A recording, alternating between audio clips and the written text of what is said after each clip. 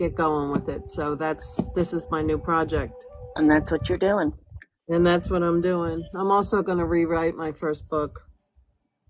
Okay, there you go. Yeah, I'm putting it in as the third book in the You can do it. the series. The second or third book, I don't know, but I want to rewrite that story with the miracle healing with my father that happened that time between us. And you can do it. Yeah, well, I had like 4 editors for the first book because, I didn't have much of an education. I left home early, and grammar definitely isn't my thing.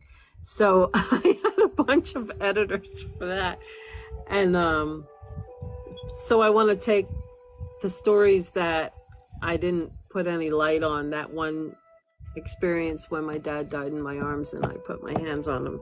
When I prayed the Our Father, I shot up through the top of my head. I was up on the ceiling looking down at me doing healing on him. I didn't know that you experienced that with your father. Oh my God. How old were you? I did. In my 40s. Not I'm too 60 long. now. Okay. Yeah, it was in my 40s. You know when it was? It happened on my wedding night when I married my second husband. Oh. My dad called me to wish me a happy wedding and stuff, and tell me why he couldn't be with me. And he told me that his fiance, he was 75 and his fiance was 45. He had been in the hospital with her for 3 days on life support. She was on life support, and he was unplugging her. He had to unplug her. Oh, and boy. That's what he was doing. And I was like, oh my God, Dad, like, who's with you, And Right. he's like, well, your brother was here, but he has to leave. So I turned around to my husband and I said, do you mind watching the 4 kids? I need to go be with my father. And then I drove down. Hi, Dee. And so then I drove down the turnpike, and these wailing noises were coming out of me. It was the craziest thing. It wasn't me, but these soul cries were coming out of me. Oh. And then when I got to his house, I couldn't get in. I could see him in his chair through the window, and his hair was bright white. His hair was never that white. And he couldn't hear me. And I tried jumping the fence and going in the back garage and hitting the garage door opener, because that was like right next to his room there. And normally that made a lot of noise. Nothing woke him up. So I had to go over to Kmart. And I called him, and he answered the phone, and I said, Dad, I'm here. I said, I'm coming across the street. I said, please open the door. He says, I will. So then when he opened the door and I came in, he's like, I have to go to the bathroom. Okay, so I walked with him. Something told me not to shut that door. So I sort of stood on the outside of it while he went in, and I heard him say my name. So I had never seen my dad, go to the bathroom or anything. So Yeah. I just opened that door, and he literally died standing up.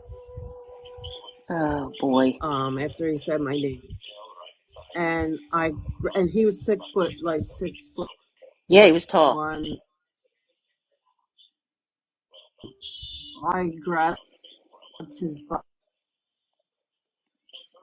Oh, man.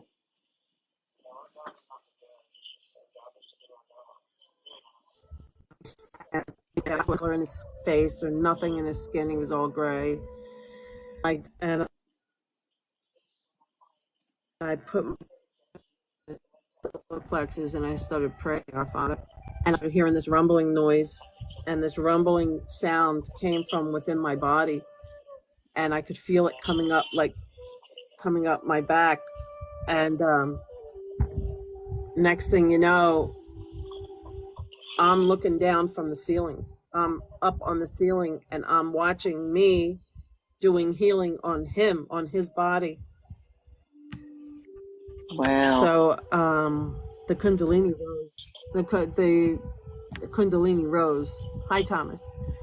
And so after about a minute of doing that energy on him, I came back into my body, and I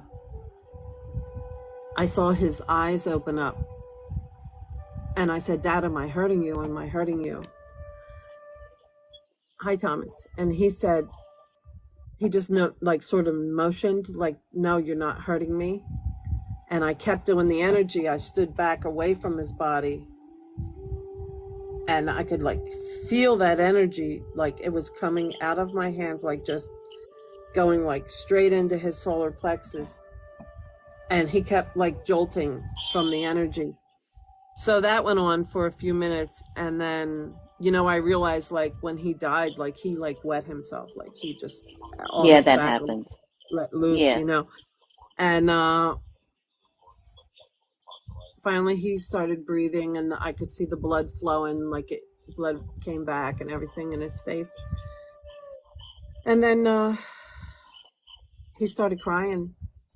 He cried. Wow. He cried with me for almost 2 hours and told me his whole life story. In 2 hours. Yeah, like his mother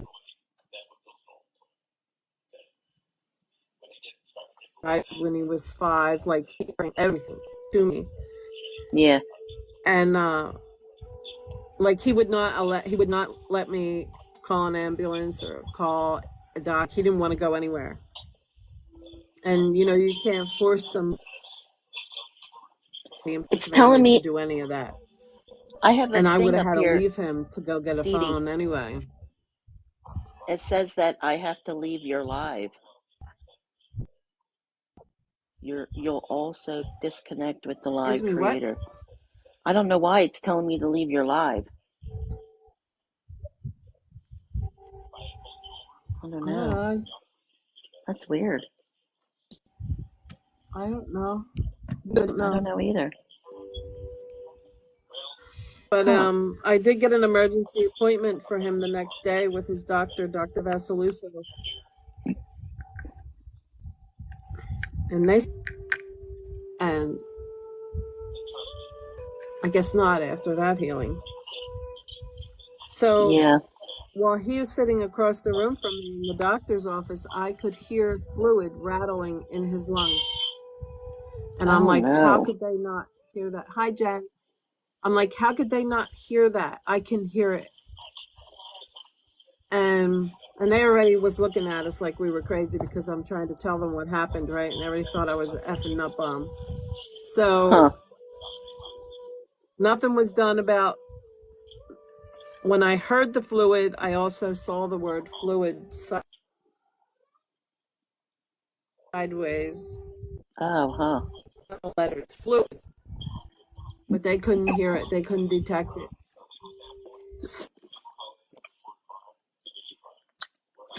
So when I stayed for a week, and then 2 weeks later, my brother calls me and says my dad was in the hospital,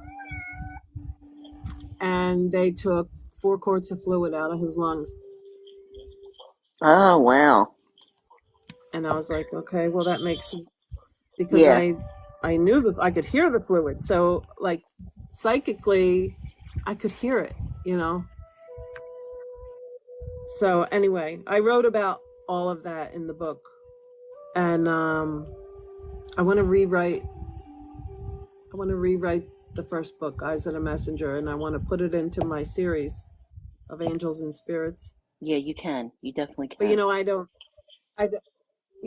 I do all this by myself, and I don't have an education like other people leaving home at 13 years old and going to 7th grade. I don't have the ability to do things the way that You know so other many people would. people, Dee Dee. There has to be somebody you know that has Well, a good well, they did tell education me in English and all that stuff. they I did. mean, Margie does language arts, so. They told me to keep mentioning my book a few months back. They said, keep talking about that because there's someone out there and something's going to happen with that. And I don't know. Mm-hmm. That I don't know. When things are about me or whatever, it's different than me I believe there will be something happening. reading. But yeah, when I would have those experiences, I would just write those experiences down. So the first book is like 14 or 16 experiences that I had that I didn't have answers to back then. But I have since evolved. That was 2011. My first book came out, and I've had some great teachers since then. Yeah. You'll find somebody, I believe that. Yeah, sooner or later. So tonight, what I was just trying to do for the new people that came in was just trying to find some people that have an interest in mediumship, what I do. Yeah. I don't do psychic readings. I am a psychic medium. I bring through evidential information from the spirit that steps forward when I'm in a session with someone. And TikTok, I'm new to TikTok, and I'm not sure how things are going to turn out and what type of readings and things I'm going to do. Sure, I've got 15 decks of cards here. I could do all that kind of stuff, but You that's just have not to where keep my... on repeating yourself when you're in your lives. Let people Yeah, know every few minutes or every 15 minutes, maybe. Tell them what you do and introduce hi yourself. And Maria. Yeah, yeah. yeah, So, you might so need some yeah. reminders, sticky papers or something near you. Oh my God, yeah, I have piles of all that. I can't remember nothing. Look, all the notes I'm supposed to be. Yeah,